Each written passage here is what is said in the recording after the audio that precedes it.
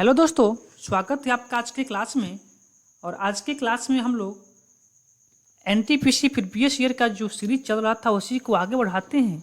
पिछले क्लास में हम आपको 265 तक के प्रश्न करवा चुके थे, तो आइए आज उसके आगे बढ़ते हैं। और काफ़ी सुंदर सुंदर प्रश्न है। पहला एक प्रश्न देखिए, आपका एनटीपीसी सीबीटी 2 में पूछा गया प्रश्न है। प्रश्न क्या कह रहा है कि गुणाढ्य का कौन सा रचना 85 भाषा में लिखा गया। आपसे यही पूछ रहा है कि जो गुणाढ्य हैं उनकी रचना कौन सा है। तो आपको पता है कि आपको मान लीजिए कि नहीं पता है, आपको इसका आंसर नहीं पता है, फिर भी आपको पता होगा कि जो मृच्छकटिकम है वह किसकी रचना है, तो वह शूद्रक की रचना है। जो पंचतंत्र है किसकी रचना है, तो पंचतंत्र आपका विष्णु शर्मा की रचना है। कथा सत्य सागर किसकी रचना है, तो कथा सरित सागर ये जो रचना है सोमदेव भट्ट की रचना है। तो आपका आंसर क्या निकल के आ जाता,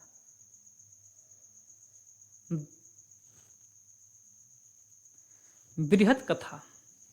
क्या आंसर निकल के आता, बृहत कथा।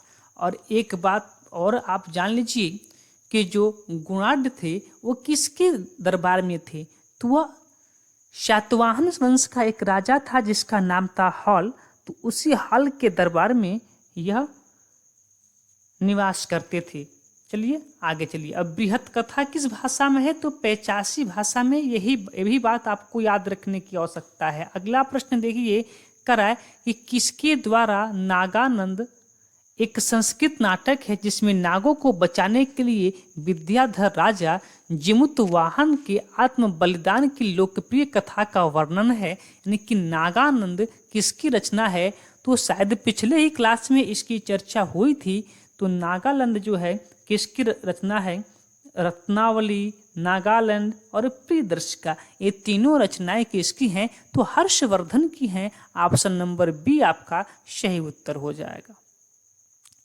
अगला प्रश्न संख्या 268 करें कि इनमें से उस विकल्प का चयन करें जो कालिदास के विक्रमोर्वशीयम जो नाटक है। कालिदास की 3 नाटक हैं, एक मालविका अग्निमित्र, एक अभिज्ञान शाकुंतलम और एक इवाला। कौन, विक्रमोर्वशीयम नाटक में किसका वर्णन है, तो किसका इसमें वर्ण, मालविका और अग्निमित्र। तो मालविका अग्निमित्रम का है। नल और दुष्यंत और शकुंतला और पुरुरवा और उर्वशी किसकी प्रेम कथा इसमें है, तो इसमें आपका अग्निमित्र, तो इसमें हो गया मालविका अग्निमित्र। पुरुरवा और उर्वशी की प्रेम कथा है, पुरुरवा और उर्वशी की प्रेम कथा है। ऑप्शन नंबर जो डी है आपका सही उत्तर हो जाएगा। आगे चलते हैं अगले प्रश्न की ओर। और अगला प्रश्न देखिए 269 कह कि इनमें से कौन से प्राचीन यूनानी इतिहासकार और राजनयिक इंडिका नामक पुस्तक के लेखक हैं। आपको भली भांत इसको पता है कि इंडिका के जो लेखक हैं वह कौन है, मेगास्थनीज। मेगास्थनीज किसके दरबार में था, तो मेगास्थनीज आपका चंद्रगुप्त मौर्य के दरबार में था। कहाँ का निवासी था, तो यूनान का निवासी था। किसका दूत था, तो सेल्यूकस निकेटर का दूत था। चलिए आगे चलते हैं। प्रश्न करा कि भारतीय महाकाव्य महाभारत के 18 पर्वों में से छठा पर्व कौन सा है जिसमें व्यापक रूप से भागवत गीता का वर्णन हुआ है।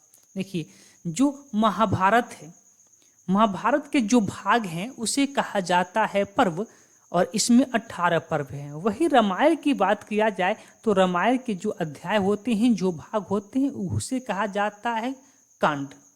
उसे क्या कहा जाता है, कांड कहा जाता है। तो आइए, महाभारत की चर्चा हुई है यहाँ पे, तो जो छठा पर्व है उसे क्या कहा जाता है, भीष्म पर्व कहा जाता है। क्या कहा जाता है, भीष्म पर्व। और इसी भीष्म पर्व को क्या कहा जाता है, भागवत गीता। भागवत गीता तो आप सब लोग जानते होंगे, ठीक है, भागवत गीता से आप सब लोग परिचित होंगे। तो इसी भीष्म पर्व को ही भागवत गीता कहा जाता है, ठीक ना। आगे चलिए अगले प्रश्न की ओर।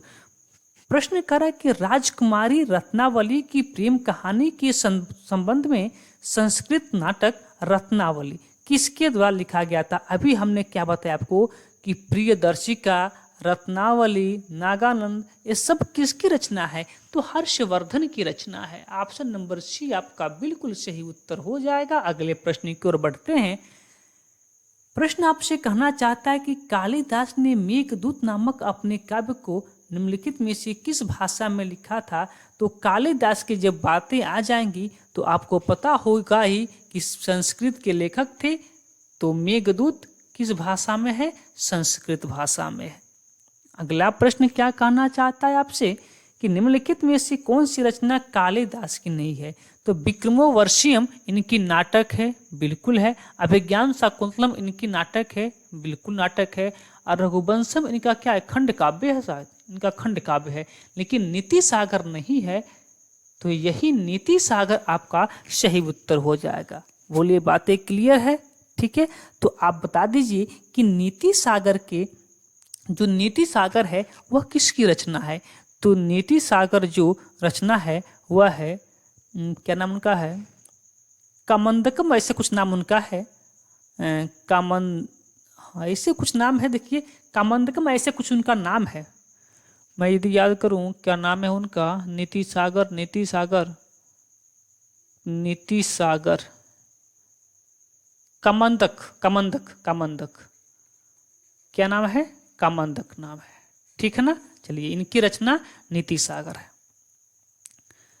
अगले प्रश्न की ओर चलते हैं। प्रश्न कर रहा है कि प्राचीन भारतीय महाकाव्य को अब तक ज्ञात सबसे लंबे महाकाव्य के रूप में जाना जाता है और इसे अब तक लिखे गए सबसे लंबे महाकाव्य के रूप में वर्णित किया गया है।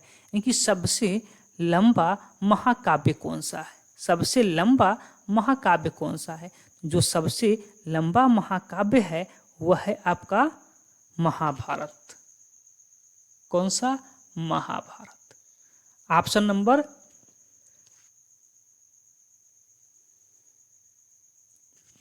सी आपका उत्तर है। अगला प्रश्न करा कि पाणिनि संस्कृत के प्रसिद्ध लेखक थे। संस्कृत के प्रसिद्ध मतलब क्या थे? कवि थे, उपन्यासकार थे, व्याकरणाचार्य थे या लेखक थे? तो क्या थे पाणिनि? तो व्याकरणाचार्य थे। Option number C. क्या थे? ऑप्शन नंबर सी, व्याकरणाचार्य थे। अगला प्रश्न करा कि कालिदास द्वारा लिखे गए अभिज्ञान शाकुंतलम में शकुंतला का पुत्र कौन था? तो अभिज्ञान शाकुंतलम किसके द्वारा लिखा गया था? कालिदास के द्वारा लिखा गया था। ठीक है, इसमें शकुंतला का पुत्र कौन था? तो शकुंतला का जो पुत्र था वह था भरत। ऑप्शन नंबर ए आपका सही उत्तर हो जाएगा।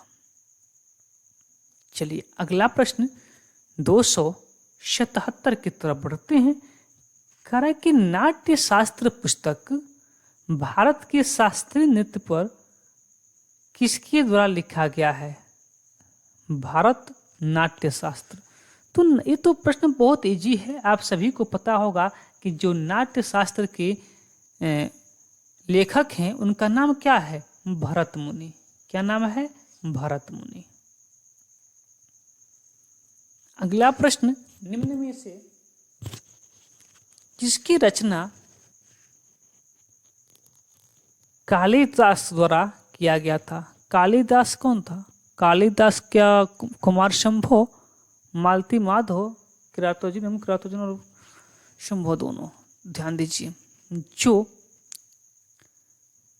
कुमार शंभो है, मेघदूत, अभिज्ञान शाकुंतलम, ये सभी रचना किसका है? कालिदास का है। ये सभी क्या है? कालिदास का है। ठीक है, चलिए आगे। मालती माधव किसकी रचना है? तो मालती माधव आपकी रचना है भवभूति का। भवभूति किसकी रचना है? भवभूति। किरातार्जुनीयम किसकी रचना है? ये था आपका भारवी का। किसका? भारवी का। ठीक है, भारवी। तो आपका सही उत्तर क्या हो जाएगा? ऑप्शन नंबर ए। अगला प्रश्न करा कि प्रसिद्ध तमिल महाकाव्य मणिमेकलई की रचना किसने की थी? तो मणिमेकलई की रचना किसके द्वारा किया गया था? तो मणिमेकलई की जो रचना किया गया था वो किसने किया था? मणिमेकलई शतनार के द्वारा किया गया था। ऑप्शन नंबर जो आपका सी है सही उत्तर हो जाएगा। आगे चलिए, प्रश्न करा कि निम्नलिखित में से कौन सी पुस्तक विष्णु शर्मा द्वारा लिखा गया था? तो अभी हमने आपको बताया था कि विष्णु शर्मा की जो पुस्तक है वह कौन सा है? पंचतंत्र। कौन सा है? पंचतंत्र। ठीक है, चलिए और जान लीजिए अर्थशास्त्र किसकी रचना है? तो कौटिल्य का रचना है। ठीक है, चलिए और इंडिका मेगास्थनीज राजतरंगिणी कल्हण की रचना है। ठीक, आगे अगला प्रश्न करा कि मुद्रा राक्षस नाटक किसने लिखा था? तो मुद्रा राक्षस लिखा था किसने? विशाख दत्त ने।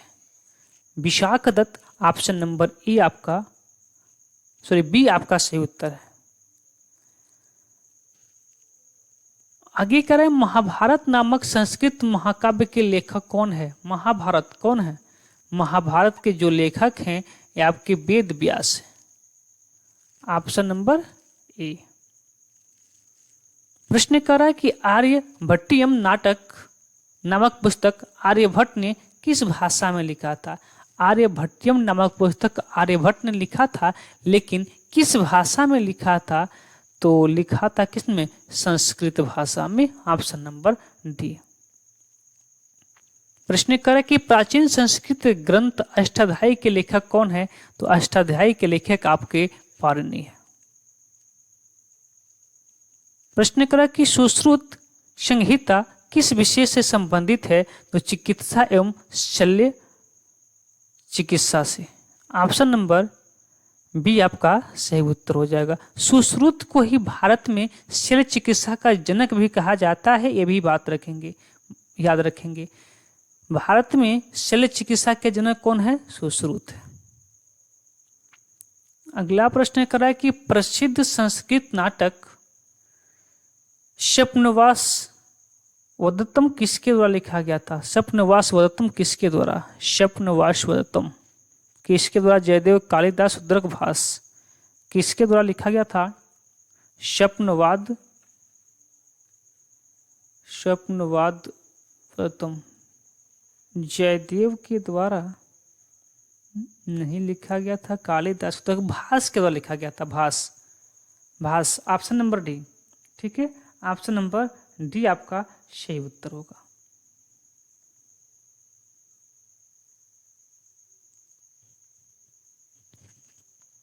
अगला प्रश्न करा कि महाभारत का मूल नाम क्या है? तो महाभारत का जो मूल नाम था क्या था? जय संहिता। ऑप्शन नंबर सी आपका सही उत्तर होगा। प्रश्न करा कि 10 कुमार चरितम या टेल्स ऑफ 10 प्रिंसेप की रचना किसने की? बहुत इंपॉर्टेंट पुस्तक है। ठीक है, चलिए और ये भी बात आपसे पूछ सकता है कि किस भाषा में है? तो 10 कुमार चरितम ये दंडी की रचना है और किस भाषा में है? तो संस्कृत भाषा में है। किस भाषा में है? संस्कृत भाषा में है। ठीक, चलिए आगे चलते हैं और अपने अगले प्रश्न की ओर बढ़ते हैं। प्रश्न क्या कहता है कि हर्ष चरित्र का लेखक कौन है? तो आपको पता है कि हर्ष चरित्र का लेखक बाणभट्ट, वही बाणभट्ट जो किसके दरबार में कवि के पद पे थे? तो हर्षवर्धन के दरबार में राजकवि का दर्जा इनको प्राप्त था। गीत गोविंद किसने लिखा था? तो गीत गोविंद को लिखा था किसने? जयदेव ने। ऑप्शन नंबर ए आपका सही उत्तर हो जाएगा। अगला प्रश्न कराए कि किताब उल हिंद इनमें से किस यात्री एवं विद्वान की कृत है? तो किताब उल हिंद किसकी रचना है? तो किताब उल हिंद इब्न बतूता की रचना है। किसकी रचना है? इब्न बतूता की रचना है। अब ध्यान दीजिए एक मिनट, Kitab ul Hind Ibn Battuta Ibn Battuta, नहीं माफी चाहते हैं, अल-बरूनी था। किताब उल हिंद किसकी रचना है? अल-बरूनी का रचना है। ठीक है ना। चलिए आगे चलते हैं अगले प्रश्न की ओर। प्रश्नकार आपसे कि निम्नलिखित में से किस प्राचीन भारतीय दार्शनिक ने पदार्थ के सूक्ष्मतम कणों के बारे में उल्लेख किया और इसे परमाणु नाम दिया? बहुत ही सुंदर सा प्रश्न, बहुत ही सुंदर सा प्रश्न। तो सूक्ष्म कण के बारे में सर्वप्रथम उल्लेख किसने किया था और परमाणु नाम दिया था? उस विद्वान का नाम है कणाद। क्या नाम है? कणाद। आगे चलते हैं और अगला प्रश्न देखिए। प्रश्न का कि इंडिका के लेखक कौन है? आप सभी को पता होगा कि मेगास्थनीज है, कई बार प्रश्न आ चुका। प्रश्न करा कि तमिल कवि कंबन ने निम्नलिखित में से किस ग्रंथ में तमिल संस्करण का संकलन किया था? कंबन ने निम्नलिखित में से किस ग्रंथ के तमिल संस्करण का संकलन किया था? कंबन ने किया था किसका? रामायण का। रामायण का, जिसके बाद इसका नाम रामायण के जब इसने तमिल भाषा में रूपांतरित कर दिया तो इसका नाम क्या हो गया? कंब रामायण। क्या नाम हो गया? कंब रामायण। और ये कंबन किसके दरबार में रहता था? तो जो कंबन है यह रहता था, चोल राजा था। देखिए उसका नाम नहीं याद आ रहा है मुझे, चोल, लेकिन इतना समझिए कि चोल साम्राज्य का यह कवि था। चोल साम्राज्य में था और उसका नाम देखिए क्या नाम था उसका? कुलोतुंग। शायद कुलोतुंग के दरबारी कवि था। कुलोतुंग तृतीय के शायद दरबारी कवि था। एक बार जरूर आप लोग देख लेंगे। ठीक है ना। चलिए, लेकिन चोल साम्राज्य में था और कुलोतुंग तृतीय ही शायद था, उसके दरबार में एक कंबन रहता था। आगे देखिए प्रश्न करा कि मृच्छकटिकम नामक साहित्य कृति के लेखक कौन है? मृच्छकटिकम पीछे चर्चा हुआ था। मृच्छकटिकम किसकी रचना है? शूद्रक की रचना है। ऑप्शन नंबर जो डी है आपका सही उत्तर हो जाएगा। ठीक है ना। चलिए, अच्छा तो ये मृच्छकटिकम से किस वंश की जानकारी मिलती है? आप मुझे कमेंट करके बताइएगा कि इससे किस वंश के बारे में जानकारी मिलती है। अगला प्रश्न करेक्ट, निम्नलिखित में से किसने भारत में मृच्छकटिका पुस्तक लिखा था? वही बात है शूद्रक। ठीक है, लैंग्वेज बदल के आपको आगे का प्रश्न पूछ लिया है। प्रश्न कर रहा है कि संगम काल में महाकाव्य शिल्पाधिकारम और मणिमेखले किस भाषा में लिखा गया? तो शिल्पाधिकारम और मणिमेखले ये 85 भाषा में लिखा गया था। ठीक है, किस भाषा में? तो 85 भाषा में लिखा गया था। आगे चलें और अगले प्रश्न की ओर बढ़ते हैं। एक मिनट। शिल्पाधिकारम और मणिमेखले 85, संगम काल यानी कि दक्षिण भारत की बात हो रही है। संगम काल दक्षिण भारत की बात हो रही है। दक्षिण भारत में तमिल होना चाहिए। ठीक है, इसका उत्तर माफी चाहते हैं, तमिल इसका उत्तर होगा। शिल्पाधिकारम और मणिमेखले तमिल भाषा में। आगे चलते हैं। प्रश्न करा कि निम्नलिखित में से किसने संस्कृत नाटक मुद्रा राक्षस लिखा था?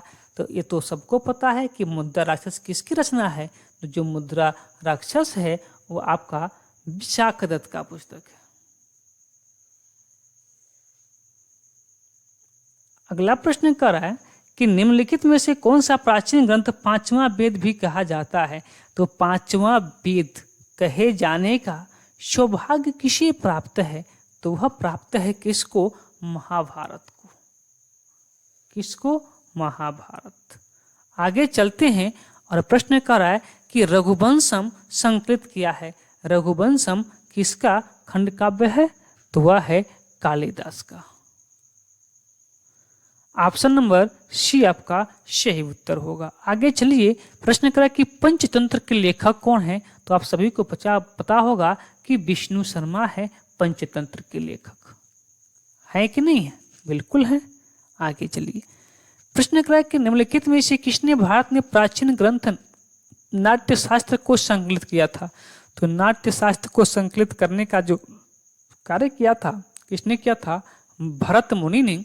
ऑप्शन नंबर डी आपका सही उत्तर होगा। प्रश्न करा कि पंच सिद्धांतिका, बृहद संहिता और शाक्य सिद्धांत के लेखक कौन है? बृहद संहिता, शाक्य सिद्धांत। बृहद संहिता बारहमिहिर, शाक्य सिद्धांत बारहमिहिर, पंच सिद्धांतिका बारहमिहिर, पंच सिद्धांतिका, बृहद संहिता, बृहद संहिता, शाक्य सिद्धांत, ठीक है। बारहमिहिर, बारहमिहिर ऑप्शन नंबर डी आपका सही उत्तर हो जाएगा। अगला प्रश्न कर रहा है कि तिरुकुलर नामक प्रसिद्ध ग्रंथ के संकलनकर्ता कौन है? तिरुकुरल नामक प्रसिद्ध ग्रंथ के संकलनकर्ता कौन है? तो इनके जो संकलनकर्ता हैं वह आपके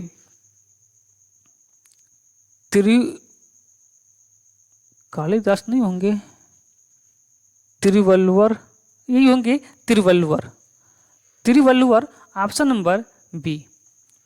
प्रश्न करा है कि चरक संहिता चिकित्सा के किस शाखा से संबंधित है? तो जो चरक संहिता है वह चिकित्सा से संबंधित है, लेकिन किस शाखा से? तो वह आयुर्वेद से संबंधित है। ऑप्शन नंबर बी आपका सही उत्तर है। आगे करा कि सुश्रुत को किस रूप में जाना जाता है? तो भारतीय शल्य चिकित्सा के जनक, पीछे आपको हम बता चुके थे कि भारत में सुश्रुत को भारत में शल्य चिकित्सा का जनक कहा जाता है। अगला प्रश्न करा कि राजतरंगिणी किसके द्वारा राजतरंगिणी द्वारा किन राज्य के राजाओं का वर्णन मिलता है? तो जो राजतरंगिणी है वो किसके द्वारा लिखा गया था? तो राजतरंगिणी आपका कलहण के द्वारा लिखा गया था। और किस राज्य की जानकारी मिलती है? तो कश्मीर का इतिहास इसमें पता चलता है। प्रश्न करा कि प्राचीन भारत में कलहण द्वारा निम्नलिखित में से कौन सी पुस्तक लिखी गई थी? वही देखिए जो बताए वही प्रश्न है, राजतरंगिणी। प्राचीन भारतीय यूनानी दस्तावेज मनुस्मृति में लिखा गया, यानी कि जो मनुस्मृति है किस भाषा में लिखा गया है? यही प्रश्न आपसे पूछना चाहता है कि मनुस्मृति की रचना किस भाषा में हुई है? तो मनुस्मृति की जो रचना है वह आपका संस्कृत भाषा में हुआ है। मनुस्मृति की जो रचना है वह आपका संस्कृत भाषा में हुआ है, ठीक है। और मनुस्मृति को ही मानव धर्मशास्त्र भी कहा जाता है। ये बात भी आप याद रखेंगे कि किसको मानव धर्मशास्त्र कहा जाता है, किस ग्रंथ को मानव धर्मशास्त्र की संज्ञा दी गई है? तो वह दिया गया है मनुस्मृति को। इसी मनुस्मृति में चारों वर्णों, चारों आश्रमों और 16 संस्कारों जो होते हैं सबका परामर्श इसमें दिया गया है, सबका उल्लेख मनुस्मृति में है। अगला प्रश्न कर रहा है कि निम्नलिखित में से कौन सा साहित्य संस्कृत में नहीं लिखा गया है? तो संस्कृत में कौन नहीं लिखा गया है? ठीक है, आपका जो मेघदूत है वह आपका संस्कृत में लिखा गया है, जिसके रचनाकार आपके कौन है? तुलसीदास हैं, कालिदास हैं। राजतरंगिणी भी आपका संस्कृत में है, कलहण है। रत्नावली भी आपका संस्कृत में है, हर्षवर्धन है। जो आपका तिरुकुरल है वो आपका किस भाषा माफी चाहते हैं, किस भाषा में है? तमिल भाषा में है। किस भाषा में? तमिल भाषा में। प्रश्न करा कि इनमें से कौन सा भारतीय गणितज्ञ थे? तो भारतीय गणितज्ञ कौन थे? भास्कर थे। इनका नाम कैसे भूल सकते हैं आप लोग, ठीक है ना। कौन थे? भास्कर थे। वही भास्कर जिसने दार्शनिक पद्धति का सर्वप्रथम उपयोग किया था, दार्शनिक पद्धति की खोज की थी, ठीक है। चलिए प्रश्न करा कि इनमें से कौन सी गणित विषय पर लिखित एक मध्ययुगीन भारतीय पुस्तक है? तो जो लीलावती है वह गणित की पुस्तक है। जो लीलावती है वह किसका पुस्तक है? तो लीलावती आपका एक गणित का पुस्तक है। किसने किया था? तो वही भास्कर ने किया था, ठीक है ना, लीलावती की रचना। अगला प्रश्न करें कि मनुस्मृति का अंग्रेजी में अनुवाद किसने किया था? मनुस्मृति का अंग्रेजी में अनुवाद किसने किया था? तो वह किया था जॉर्ज बूलर ने। किसने? जॉर्ज बूलर ने। ऑप्शन नंबर जो बी आपका है सही उत्तर हो जाएगा। आगे चलिए और अगला प्रश्न देखिए। प्रश्न कर रहा है कि हर्षचरित्र राजा हर्षवर्धन की जीवनी किसने लिखी थी? तो हर्षवर्धन की जो जीवनी था, इनके दरबार के जो कवि थे जिनका नाम था बाणभट्ट, उसने ही लिखा था। ऑप्शन नंबर सी आपका सही उत्तर है। आगे का रहा प्रश्न कि किसके द्वारा रचित हर्षवर्धन हमें हर्ष और उसके प्रशासन के बारे में सही जानकारी देता है? तो कितनी बार इसकी चर्चा हो गया कि हर्षचरित्र किसकी रचना है? तो बाणभट्ट की रचना है। ऑप्शन नंबर ए।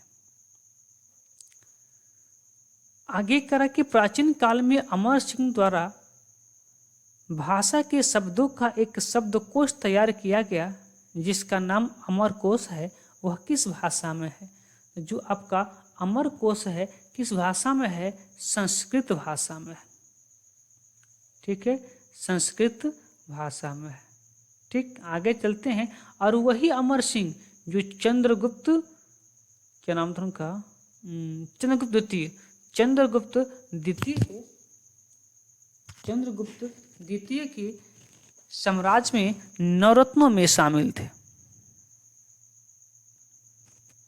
प्रश्न कर रहा है कि साहित्यकृत रत्नावली किसका पुस्तक है?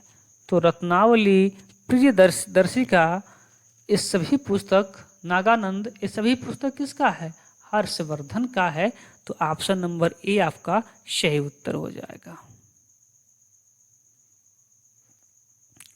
प्रश्न करा कि भारत की महान साहित्यिक कृतियां मेघदूत और अभिज्ञान शाकुंतलम किसकी रचना है? कालिदास की रचना है। अब भली भांति इससे परिचित हैं। प्रश्न करा कि राजतरंगिणी के लेखक सबको पता है, कलहर है। ठीक है, आगे चलिए। कहा कि पंचतंत्र नामक कहानी संग्रह के लेखक, पीछे इसकी चर्चा हम कर दी है कि पंचतंत्र किसकी रचना है? तो विष्णु शर्मा की रचना है। ऑप्शन नंबर जो डी है आपका सही उत्तर है। तो चलिए आज के सारे प्रश्न हो गए। अब जो भी अगला टॉपिक होगा उसको अगले दिन कंप्लीट किया जाएगा। तो चलिए फिर आज की क्लास को रोकते हैं, फिर मुलाकात होगी अगले क्लास में। तब तक के लिए आप सभी को धन्यवाद।